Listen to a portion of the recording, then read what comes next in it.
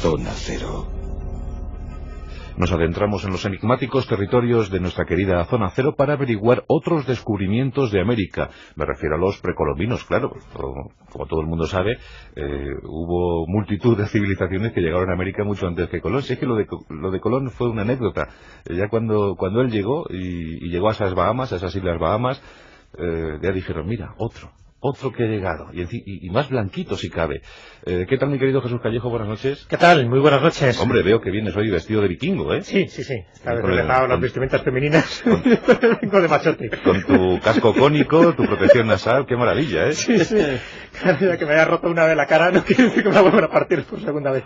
Y hombre, los vikingos usaban más bien pantalones, pero viene Jesús, como viene muy influenciado por su visita a las Islas Orcadas, pues viene con una faldita, ¿eh? Eso sí hay que decirlo. Sí, bueno, siempre es el toque que no falte. Bueno, es un kill de escocia. Sí. ¿Qué tal, querido Carlos Canales? Hola, buenas noches. Bueno, tú vienes muy bien porque vienes vestido de fenicio. Efectivamente, mira mi barba picuda. Es verdad. Qué bien ambientados estamos siempre, ¿verdad? Para nuestros monográficos Zona Cero. Lo complicado es aparcar la nave ahí fuera. Eso sí. Bueno, pues ya hicimos esta presunta aventura de los chinos, además muy bien documentada, como os pudimos contar en el monográfico, y su llegada a las costas americanas, y eso nos picó la curiosidad y nos motiva para contaros otras aventuras, otras peripecias de diferentes pueblos que bien pudieron haber llegado a las tierras americanas antes que el propio Colón. Así que tenemos casi, Carlos, un top, ¿no?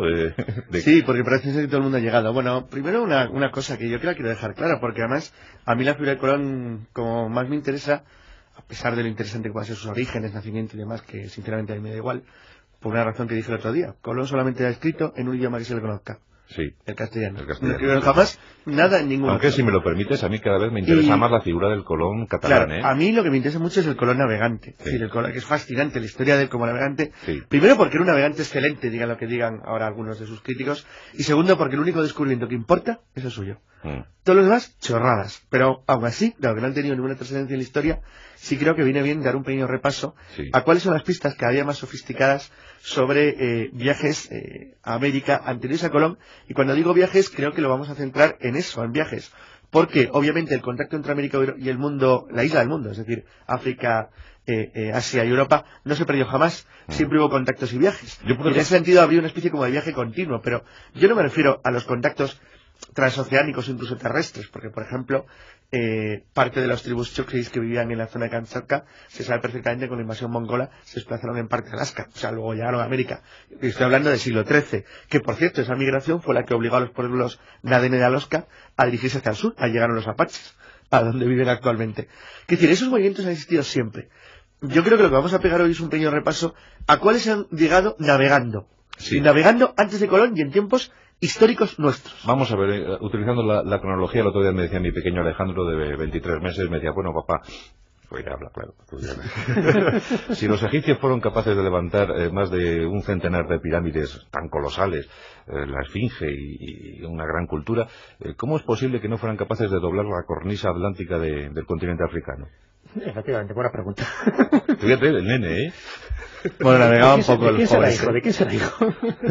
Madre mía, cómo apunta ya, ¿eh? Cómo apunta. Apunta a maneras egipcias ya este muchacho. Sí, la verdad que sí. Pero claro, una gran cultura, una inmensa cultura, madre además, ¿no? De tantas. ¿Cómo es posible que no se emplearan a fondo? Porque no navegaban, ellos alquilaban los barcos a los fenicios para las navegaciones oceánicas a altura.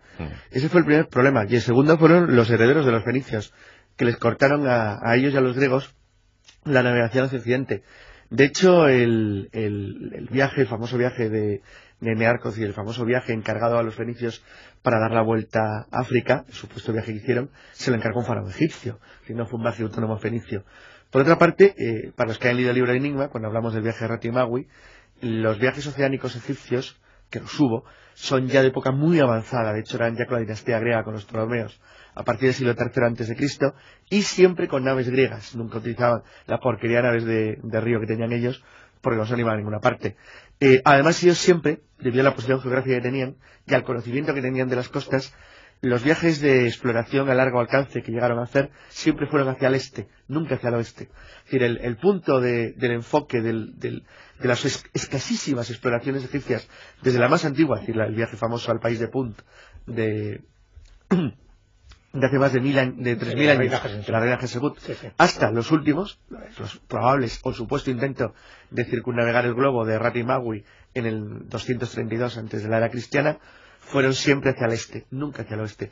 El oeste era el mar, primero el mar de los fenicios, luego el mar de los griegos y luego el mar de Cartago y de Roma, nunca lo intentaron. Entonces, ¿descartamos a los egipcios, Jesús? Descartamos, sí. Fíjate que ha habido muchas hipótesis de pueblos anteriores que llegaron, o dicen haber llegado a América, y sin embargo, en todo ese top ten, en todas esas especulaciones y teorías, los egipcios quedan descartados. Claro, como siempre se habla de la conexión de las pirámides, ¿verdad?, a uno y otro lado. Pero efectivamente, esa sería una de las conexiones que no encajaría perfectamente porque, bueno, entre otras cosas, ya lo hemos dicho, hay dos singularidades muy concretas. Por un lado, la diferencia cronológica y por otro lado, que no son exactamente pirámides egipcias las que se han encontrado en Mesoamérica. Pero bueno, salvando eso, es verdad que todas esas leyendas y teorías nunca hablan de los egipcios y sí hablan de los fenicios, de los griegos, de los romanos, de bereberes, de árabes, de mandingas, incluso de templarios. O sea que hay muchísimos pueblos, muchísima gente que ha ido a estas costas orientales de América y se podría decir casi como titular periodístico que Colón fue el último. Sí. Vamos, para que es el que más trascendencia hubo porque lo contó. Vamos al asunto de los fenicios, posiblemente creadores de multitud de leyendas sobre el mar tenebroso. Seguramente si la gente tenía miedo a pasar por las columnas de Hércules a ver qué había más allá, era porque los fenicios habían creado una suerte de historias para proteger sus comercios, ¿no? Yo es que personalmente creo que, bueno, los viajes fenicios hacia Occidente comienzan a partir de la fundación probablemente de Cádiz, en torno al año 3000. 3000. Así que se dice, hace unos 3000 años, vamos. Hacia el año 1000 antes de Cristo. Aproximadamente. Y en relación con el comercio de las islas del Estaño en Occidente, que bueno, sabéis que hay una gran discusión, que se ha hablado siempre si las casitérides es una especie como de territorio más o menos intermedio que podía corresponder a las vías de comercio occidentales que podían llegar aproximadamente desde Cornwall, desde lo que es el sur del Reino Unido actual, hasta las costas gallegas. Bueno, esa navegación atlántica fenicia tenía dos problemas serios que el Tiro, los grandes navegantes de Tiro nunca pudieron arreglar ni solucionar, pero sí sus herederos de Cartago, que era que no contaban con bases sólidas más allá de Cádiz, era la última. Es verdad que los fenicios intentaron establecer colonias pequeñitas en la costa occidental de África y que por supuesto los cartagineses, sobre todo a partir del gran viaje de Hanón hasta la costa del Camerún, pues lo hicieron. Sin embargo, lo que sí que es cierto es que la sensación mía por lo visto, y bueno, ahora hablamos un poquito cómo lo hacían, es que si hubo viajes fenicios y si de verdad llegaron a contactar con América, que es más que probable, de hecho, hace poco hablaba yo con Pablo Villarrubia acerca de unos famosísimos descubrimientos de unas ánforas de tipo fenicio muy tardío que se encontraban cerca de la costa de Pernambuco, pues la verdad es que cualquier descubrimiento que se haya podido enlazar con los fenicios, que los hay pero para aburrir, podemos estar aquí una tarde entera, una noche entera como es este caso, pues en realidad siempre ha pasado lo mismo. Es decir, da la sensación de que se trataba de conexiones esporádicas, naves aisladas, viajes perdidos, una tormenta. Es decir, algo al estilo, bueno, iba a decir que no tenga nada que ver, algo al estilo de la Odisea, es decir, una nave que se pierde. Es decir, no parece que hubiera un contacto comercial sólido. Entre otras cosas porque los fenicios para navegar el Atlántico tenían el mismo problema que se les planteó a todos los pueblos del continente europeo o de África hasta el descubrimiento por los portugueses de las vueltas del viento en el Atlántico y de la capacidad de navegar en bolina, es decir, de navegar contra el viento. En todo caso, entre el siglo X y el siglo V o VI, las naves fenicias eran muy poderosas, las más poderosas del Mediterráneo. Pero eran costeras, Eran costeras, cabotaje y, bueno, en todo caso, podían ser las únicas capaces de en aquella época las únicas, efectivamente, eran los que más capacidad tenían y se sabe, ¿no? Y de hecho, como comentaba Carlos, por lo menos en Brasil hay muchísimos testimonios de objetos, incluso de estelas fenicias, que claro, siempre queda la duda, ¿no? Bueno, para los escépticos, y nosotros lo somos, si realmente estuvieron allí físicamente o fueron depositadas por travesías posteriores ese tipo de objetos fenicios. Y lo mismo se puede decir de las otras dos teorías que hablan de que estuvieron tanto los griegos como los romanos.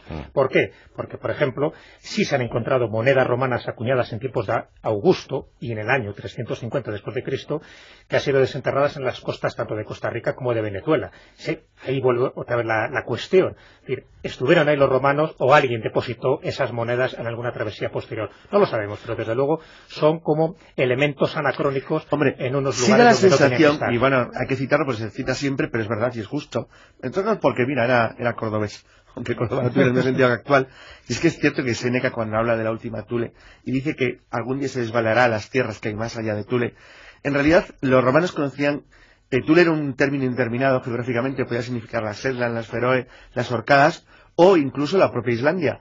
Se ha encontrado un tesorillo de monedas de Diocleciano en la costa este de Islandia, lo cual quiere decir que probablemente pues una nave aislada, probablemente que haría a lo mejor algún tipo de exploración comercial al norte de Escocia, pues acabó cayendo allí. Pero los romanos no tenían una tradición marinera, como los griegos. No la tenían. Lo que pasa es que hacían travesía marítima, sobre todo entre los puertos del Atlántico, de lo que es Portugal y España y las Islas Británicas.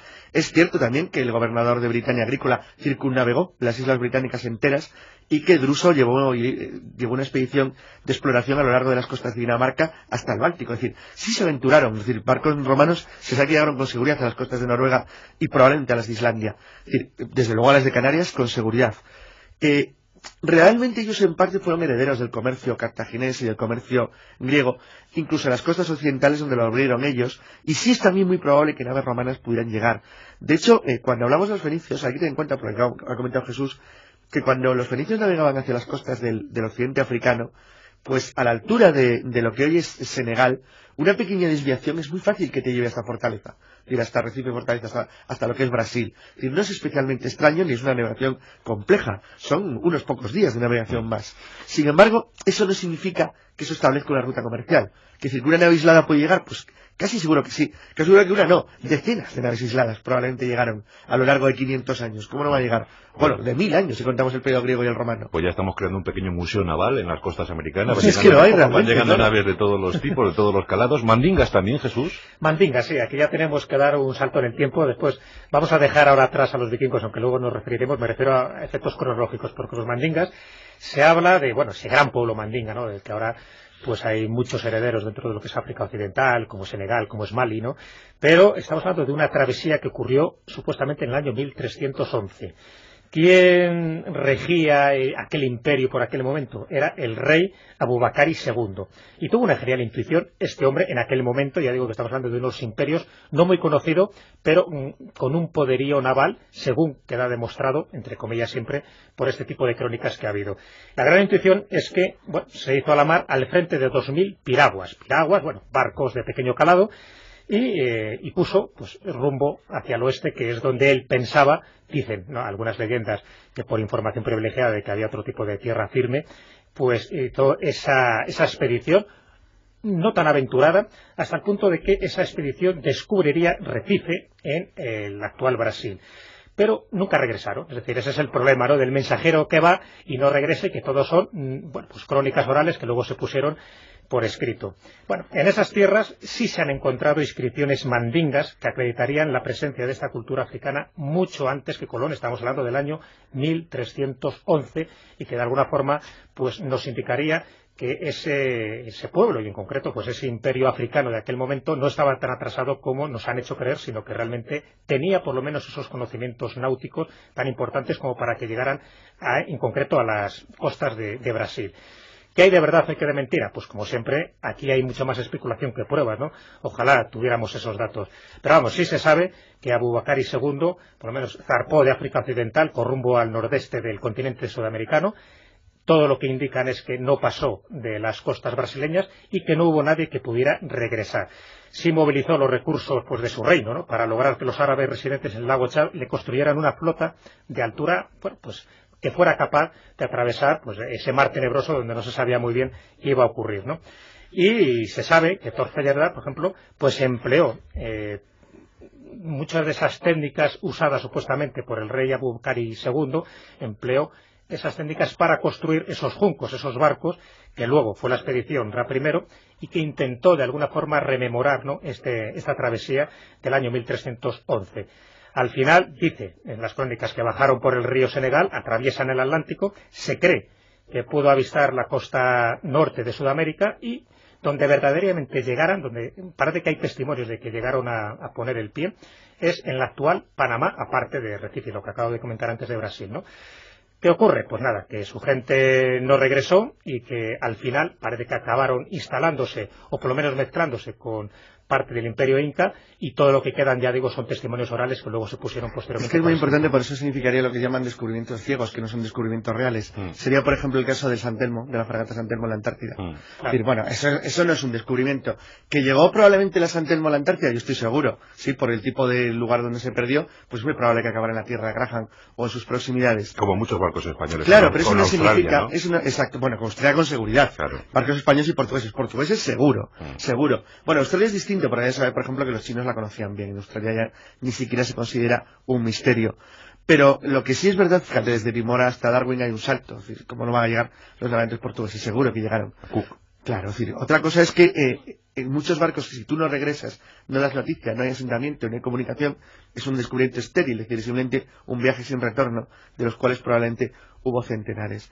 Yo creo que los más importantes antes de Colón, independientemente de que tampoco han significado absolutamente nada para la historia, salvo que a Colón le dieron buenos indicios, porque no hay que olvidar que estuvo en Islandia en 1477 y luego volvió, además, con la expedición de Corte Real y 2 almirantes daneses que alcanzaron las costas de Groenlandia. Sí es verdad que en el viaje que Colón hace en un navío de Bristol hasta las costas primero de Galway en Irlanda y luego de Islandia, él va tomando nota o hace apuntes o recuerda todo lo que él ve extraño que le haya de alguna manera que le hiciera pensar que podía haber tierras al oeste. Por ejemplo, unos extraños cadáveres que habían llegado a las costas de la costa irlandesa, que no sabía muy bien cuál era el origen, maderas extrañas que le había recogido en Azores. Es decir, él recoge, hace como una especie de recopilación de leyendas y de historias que sí eran frecuentes entre los marineros de la costa atlántica europea, y ya a finales de la Edad Media, como es el caso de la época de Colón, era absolutamente evidente que era cuestión de días, pero así como suena, de días, de meses, que un navío portugués o castellano o francés acabara en las costas de América. Hemos desechado la posibilidad egipcia, hemos aceptado la posibilidad fenicia, la posibilidad griega, la romana. Bueno, pues no está mal, ¿eh? No está mal. No está mal, no está mal. No está mal. Incluso la mandinga. La mandinga, sí. Pero claro, los vikingos son los que aquí ejercen, no autoridad. Sí, porque aquí hay pruebas. Claro. A partir de ahora sí que estamos hablando de testimonios, pues como muy concretos, crónicas que nadie ha puesto en duda. A mí me impactó cuando el hijo de Eric el Rojo dijo que los aborígenes americanos eran muy feos. Los Skrælingers, como se llamaban. Yo recuerdo haber leído eso. Es muy interesante porque les dan el mismo nombre que dan a los esquimales, los colonos de Groenlandia. Sí. Por cierto, hay una cosa que se olvida habitualmente, y es que las colonias islandesas, que fueron arzobispados hasta... la historia de la primera colonización de Groenlandia es fascinante. Es decir, los colonos islandeses llegan a Groenlandia a principios del siglo XI. Establecen varias colonias en la costa occidental de Groenlandia, es decir, Groenlandia es una especie como de triángulo en el lado más próximo a Canadá. Esto es muy importante porque habitualmente se olvida. Son 3 días de navegación. Claro, son 3 días de navegación hasta el Labrador, no hay nada. Bueno, y aparte de que eran grandes navegantes, desde luego la distancia del Labrador es muchísimo menor que la que tenían a Reykjavik, y para que hablar de la que tenían a Noruega, que es donde obtenían la madera. Cuando la cultura esquimal acaba con las colonias islandesas en la pequeña glaciación que se produce entre el siglo XIV y el XIX, y la última noticia que llega a Islandia y al Papa de la pérdida de las colonias groenlandesas es en torno a la primera mitad del siglo XV, las últimas referencias luego se pierden para siempre. Lo que sí que es cierto es que los colonos nórdicos de Groenlandia sabían perfectamente, tenían que saber perfectamente lo que había al otro lado, porque tenían que haber ido decenas de veces. ¿Por qué? Porque llevaban madera más próxima. Estamos hablando de una historia del siglo X, Jesús. Sí, exactamente. Empezaría hacia el año 990 aproximadamente, cuando los vikingos pues habrían mantenido un tráfico marítimo bastante intenso entre lo que era Groenlandia y las costas del norte de América. Y a partir de ahí es un poco donde surge todo este periplo, y sobre todo pues con esa gran figura, Eric el Rojo, que posiblemente muchos oyentes se queden sorprendidos al saber que realmente era un delincuente. Estaba perseguido, es verdad. Claro, él mata a 2 personas, tras una venganza los islandeses pues le destierran por 3 años, y entonces lo que hace Eric el Rojo es que, bueno, pues se embarca rumbo al oeste con su familia y con unos cuantos discípulos y seguidores suyos, y se va. Bueno, pues de Groenlandia se marcha, y de allí dicen que llega hasta las costas de Massachusetts, entre Boston y Nueva York. De su hijo, Leif Erikson. Sí, no. En principio, esto es un poco la crónica. Después, lo que pasa es que su hijo, en el año 1003, Leif Erikson, que sería su hijo, es el que, bueno, pues siguiendo un poco la estela de su padre. Ya digo que aquí hay versiones, unos dicen que es su hijo el que realmente llega allí, otros dicen que es su padre. Dice que zarpa con una tripulación de 35 hombres de Groenlandia e intenta seguir ese periplo de Erik el Rojo, que no llega a constatarse, pero que sí él quiere demostrarlo porque él creía en ese relato verbal, ¿no? Entonces dice que, bueno, que en un nar, que es una especie de embarcación muy ancha, muy tosca, un primo hermano, ¿no?, de los Drakars vikingos, pues consigue llegar hasta no solo el lugar donde dice que llegó Erik el Rojo, sino que llegó hasta Vinlandia. Y aquí quiero hacer una precisión que me llama bastante la atención, porque hay dos pruebas que se han intentado esgrimir como pruebas fehacientes de que realmente los vikingos estuvieron en América, que es el mapa de Vinlandia y la piedra de Kenniston. Bueno, las dos se han demostrado que son falsedades. Sin embargo, eso no impide el que sepamos que los vikingos estuvieron en la costa norte de América, pues alrededor del año 1000. Ya digo, y eso del mapa de Vinlandia y de la piedra de Kenniston, que ya hablaremos algún día porque son falsificaciones curiosas, sí, no tiene nada que ver, no acreditan ni dan verosimilitud a lo que acabamos de decir. Y bueno, siguiendo, pues eso, al final, distintas familias y distintos descendientes de Leif Erikson, por ejemplo, Thorvald Eriksson, que era el hermano de Leif, pues también en el 1004 llega, partiendo siempre de Groenlandia, surca el actual río de San Lorenzo, y al final pues es uno de los que tiene un enfrentamiento con los indios, que es muerto por estos indios, y en el 1007 regresan los supervivientes a Groenlandia y cuentan lo que ellos pues vivieron y experimentaron, y luego distintos elementos pues siguen también con travesías. Por eso digo que está totalmente acreditado que los vikingos estuvieron en Norteamérica. Bueno, pues a esto sí que les podemos decir, bueno, lo de Cristóbal Colón estuvo bien, pero vosotros también. Bueno, muchas gracias. Vosotros también. Bueno, pues hemos averiguado un poco más acerca de los descubrimientos del Nuevo Mundo, del continente americano, y de verdad que resulta muy curioso, ¿verdad?, pensar que hace 3000 años unos fenicios pudieron llegar allí y descubrir a esas nuevas gentes, o unos mandingas en el siglo XIV. Bueno, pues son las incógnitas de nuestra historia, y que aquí procuramos siempre dar algunos apuntes, algunos esbozos, para que luego vosotros sigáis investigando por vuestra cuenta, que es de lo que se trata, provocar siempre la imaginación o el interés por estos asuntos que tanto nos fascinan. Muchas gracias, Carlos Canales. Toma, para ti te voy a dar esta impedimenta mandinga, que te viene muy bien, por ejemplo, para fiestas sociales. Muy útil, sí, sí. Y para ti, Jesús... A ver, que empecemos. A ti te vamos a vestir... ya sé, le vamos a vestir de princesa fenicia, fundadora de Cartago. Dido. De Dido, te vamos a vestir de Dido. Me has dejado patidifuso. Elisa.